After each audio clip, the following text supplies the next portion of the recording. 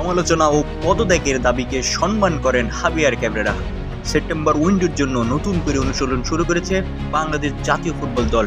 13 August থেকে শুরু হওয়া ক্যাম্প আজ প্রথমবারের মতো মিডিয়ার সামনে এলেন হেড কোচ হাবিয়ার ক্যাবরেরা। স্বাভাবিকভাবেই সিঙ্গাপুর ম্যাচের পর থেকে চলমান বিতর্কই ছাপ ফেলল তার সংবাদ সম্মেলনে।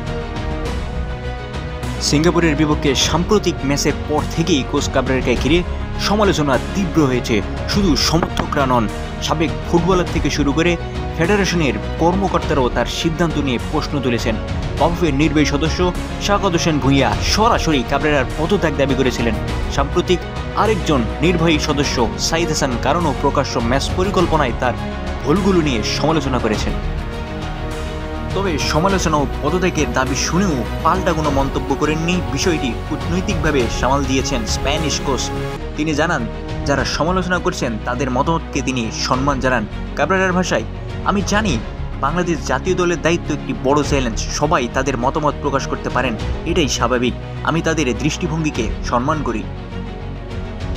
বাংলাদেশের ফুটবলে বিদেশি কোচদের নিয়ে বিতর্ক নতুন কিছু নয়, তবে সমালোচনার মুখেও দায়িত্ব অবিচল থাকার বার্তা দিয়েছেন ক্যাবরেরা। সামনে সেপ্টেম্বর উইন্ডোতে বাংলাদেশ দলের পারফরমেন্স দিয়েই সমালোচকদের জবাব দিতে চান তিনি।